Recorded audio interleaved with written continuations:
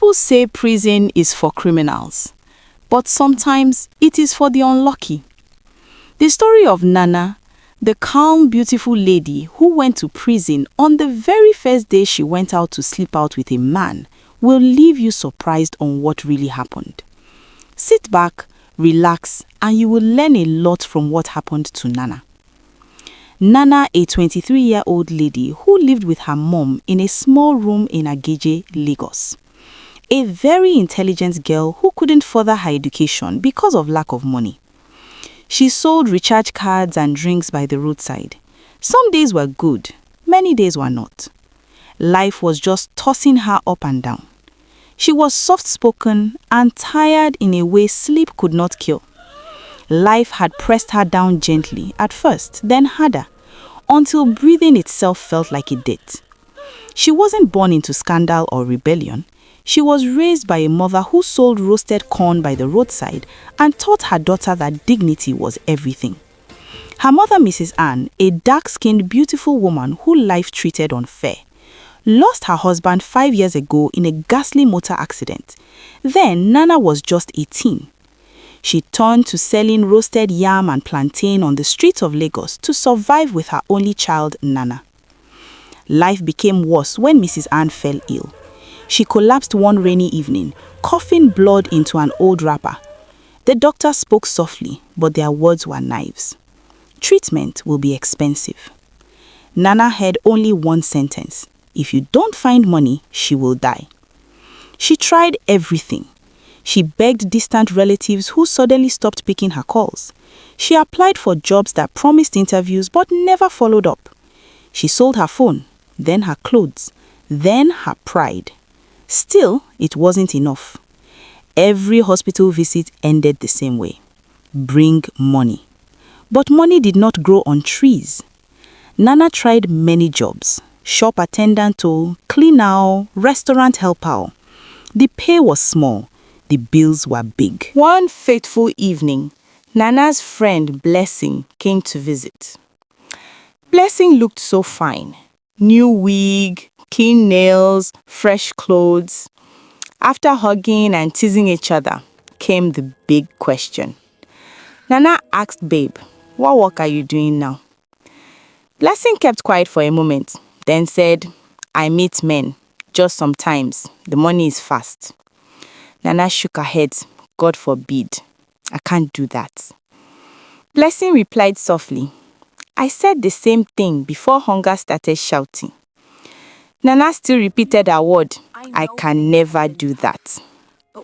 That night, Nana couldn't sleep. She cried. She listened to her mother cough so loudly, repeatedly. 2 days later, her mother was rushed to the hospital again. The doctor snapped at her.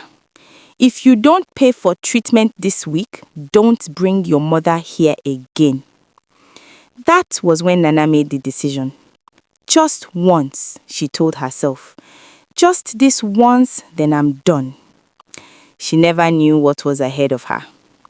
She contacted Blessing, told her she was ready. Blessing, her friend, introduced her to a guy who helped girls get good-paying rich men for a commission. The pay was 300K per night. Sounded good to Nana. Since it's just once, she decided to do it. Blessing borrowed Nana clothes, a wig, light makeup, simple perfume. Blessing said, "Just be calm. You'll be fine." Amaka said, "Men like him are usually calm, older, rich, no stress." The man was already waiting. His name was Mr. Chris. Middle-aged, quiet and calm-looking. They met in a hotel around Allen Avenue. Nana's heart was beating fast as they entered the room. She had never done this before. She sat on the bed, hands shaking. Mr. Okorie stood up, removed his shoes, and loosened his belt. Then suddenly, he held his chest. Nana in her mind was like, "What is wrong with this one though?" She thought he was acting. But his face changed. He fell, hard. Out of shock, Nana screamed. She ran to him. Oga, please." No response. She shouted for help, banged the door, cried. Hotel workers rushed in. The manager called the police and an ambulance. Before the ambulance arrived, the man was dead. That was when the police turned to Nana. "Who are you?" She answered with fear. Nana didn't even understand the words being thrown at her. Poison, overdose, ritual, greed. They said she killed him for money.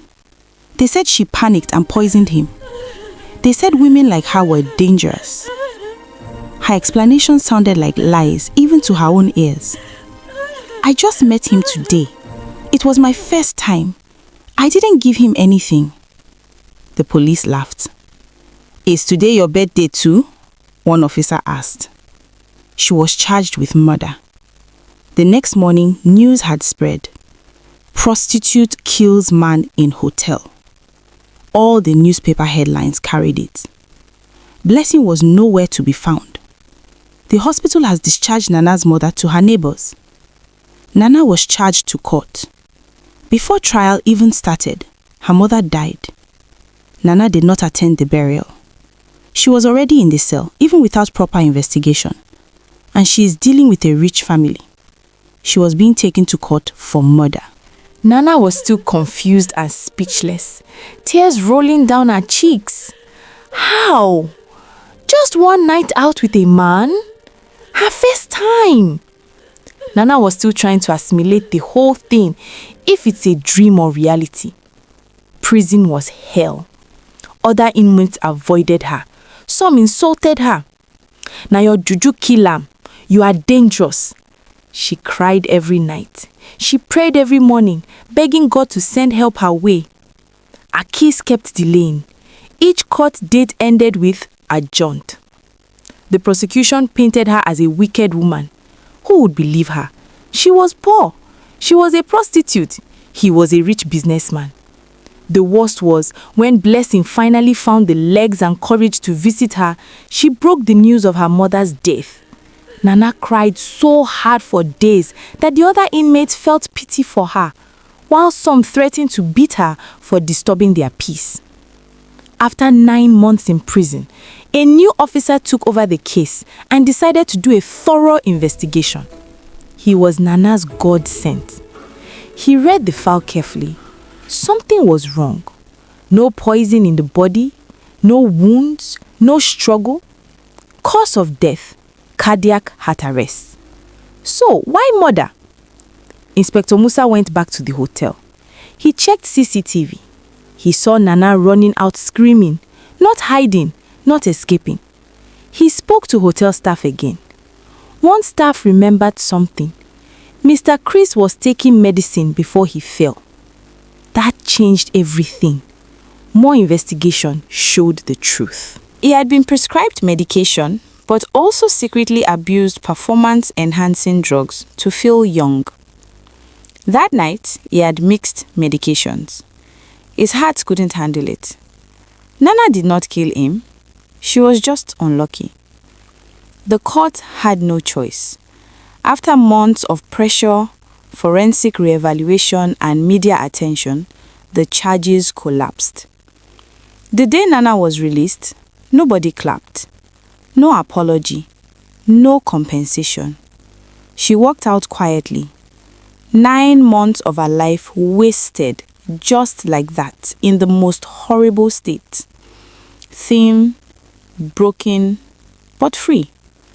She smiled. Freedom at last. She stood outside the prison gate and breathed deeply. Freedom felt strange.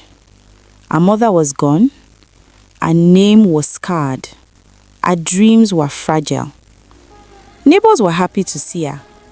People told her to thank God it didn't last more than this.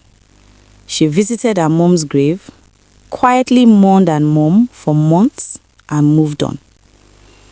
Nana vowed to rather beg under Oshodi Bridge than go back to that life. Not because of shame, but because one day had already destroyed so much. She started small again, got a job as a waiter that paid well, saved up her salary, learned tailoring, She enrolled in night classes. She volunteered with legal aid groups for wrongly accused women. She told her story, not for pity, but for warning. Encourage young girls to never think the path of prostitution. As for our friend Blessing, she never heard from her again since the last time she came to visit her in prison. She always said, "Don't judge people quickly. One wrong assumption can ruin a life." Nana went to prison on the first day she tried to survive. The man did not die because of her, but she almost lost her life because of lies and assumptions. Till today, she believes this: the truth may be slow, justice may delay, but truth will always prevail. Do well to subscribe for more interesting stories coming your way.